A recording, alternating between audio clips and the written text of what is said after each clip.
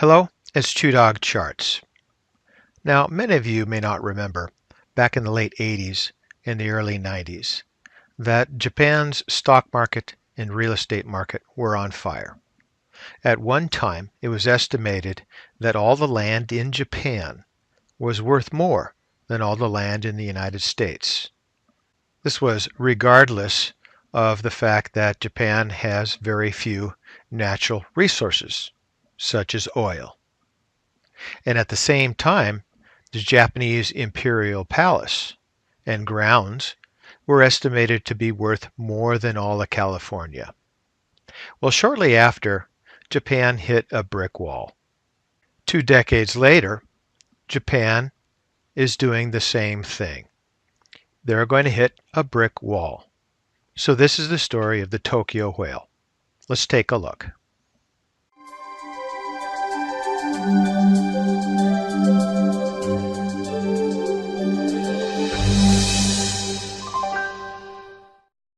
Okay, so what is the Tokyo whale?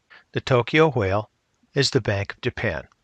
And as you can see in this chart here, it shows the Bank of Japan and the buying of the ETFs, which began in about 2010 when the Bank of Japan had 0 ETF holdings.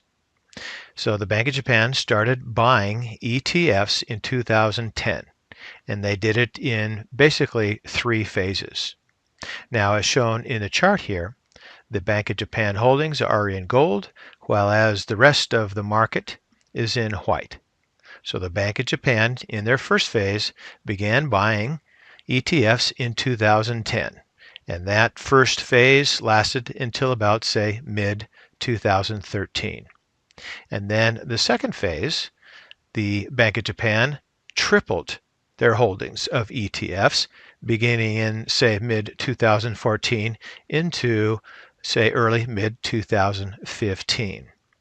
Subsequently, the market started to drop, and then the third phase of ETF buying came in mid-2016 up into about the current date. During that time, the Bank of Japan accumulated about $150 billion in aggregate ETF holdings.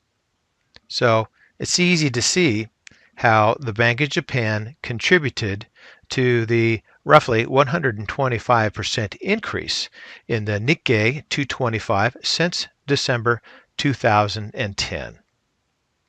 And then this chart here, which basically shows the percentage of ETF assets owned by the Bank of Japan, which were 0 here in 2010, early 2011, and continued to climb, and where we are today at nearly 75% of all ETF assets in Japan are owned by the Bank of Japan.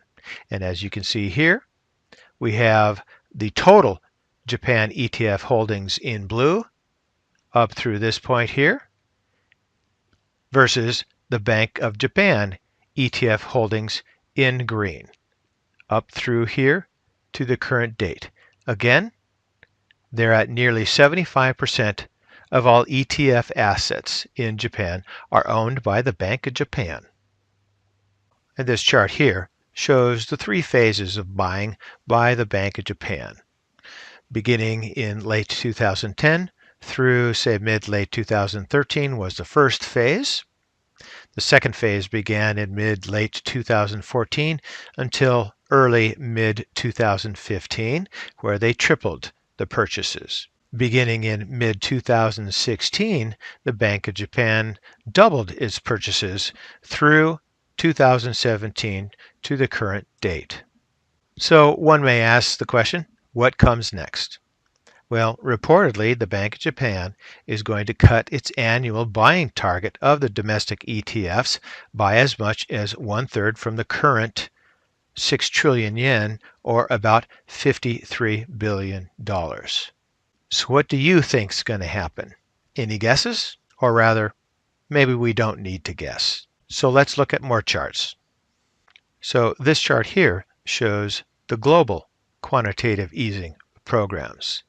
Now, we just finished discussing the Bank of Japan and the ETF buying that the Bank of Japan has done for domestic ETFs.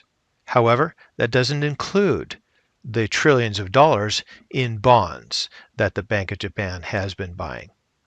Now this chart shows the Fed, the European Central Bank, the Bank of England, the Bank of Japan, the People's Bank of China, and the Swiss National Bank, and all of their quantitative easing programs since 2001. At some point in time, they're going to ease off on the buying. And such as the question for Japan, what's going to happen to domestic markets when the global quantitative easing does decline? We'll explore that answer in later videos. But for now, it's ChewDog Charts. Thank you.